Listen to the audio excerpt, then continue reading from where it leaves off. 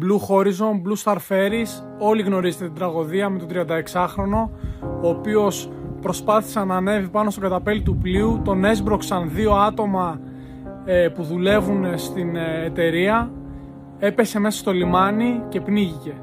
Ας δούμε τι έγραψαν τα κανάλια και οι εφημερίδες. Πρώτη εφημερίδα γράφει «Σκοτώθηκε όταν πήδηξε να προλάβει το πλοίο που είχε λύσει ήδη τους κάβους». Κανάλι γράφει «Επιβάτης πήδηξε στο λιμάνι του Πειραιά στον καταπέλτη ενός πλοίου και δεν τον πρόλαβε, έπεσε στο λιμάνι και σκοτώθηκε». Πόσο σανό ακόμα θα μας ταΐσετε? Πόσο ακόμα? Ο επιβάτης λοιπόν έχει όνομα, το λένε Αντώνη Καριώτη, είναι από το Λασίθι, είναι άνθρωπος της Βιοπάλης, ζούσε στις εργατικές κατοικίες του Αγίου Νικολάου μαζί με τις αδερφές του. Τον πέταξαν στη θάλασσα και τον άφησαν να πνιγεί. Και δεν έφτανε αυτό, βγάζει ομιλία ο καπετάνιος στους επιβάτες του πλοίου και λέει ότι ενημερώνουμε τους κύριους επιβάτες ότι η καθυστέρηση απόπλου του πλοίου οφείλεται στο περιστατικό στο λιμάνι, για το οποίο δεν φέρουμε καμία ευθύνη. Και ποιος στο διάλογο φέρει ευθύνη, ρε? Αντώνης, ο οποίος μπορεί να έχει εισιτήριο, μπορεί να μην είχε, μπορεί να έβγαζε πάνω στο πλοίο, μπορεί να μην έβγαζε.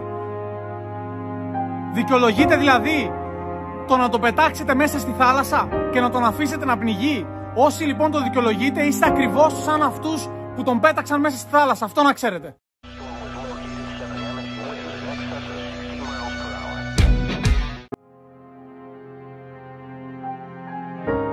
Φοβάμαι πλέον την πατρίδα μου. Το ότι ζούμε είναι θέμα τύχης. Στη θέση του Αντώνη μπορούσες να είσαι εσύ, μπορούσα να είμαι εγώ, μπορούσε να είναι ο καθένας μας. Αύριο μπορεί να μου τύχει κάτι τέτοιο εμένα. Μεθαύριο μπορεί να τύχει σε σένα. Μέχρι που θα κοιτάνε οι παλιοί και θα λένε «Ορίστε, σε αυτή την Ελλάδα δώσαμε τα παιδιά μας. Για αυτή την Ελλάδα πολεμήσαμε πριν τόσα χρόνια». Ζεις στην Ελλάδα και φοβάσαι να πάρεις το τρένο, ένα από τα πιο ασφαλές μεταφορικά μέσα.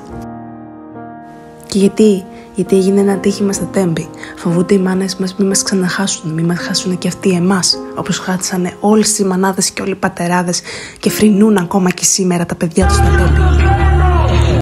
Άλλοι άνθρωποι φοβούνται να βγουν από το σπίτι τους. Και άλλοι άνθρωποι φοβούνται να μείνουν στα σπίτια τους.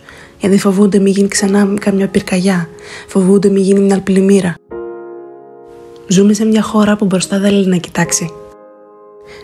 Ζούμε σε μια χώρα που άμα μας δώσουν ψεύτικο καλαμπόκι εμείς θα τα χωράσουμε.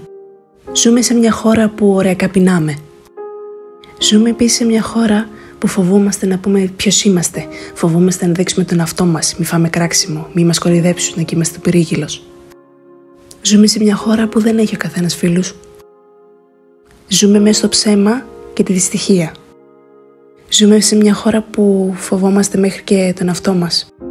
Αυτή η χώρα ακούει στο όνομα Ελλάδα.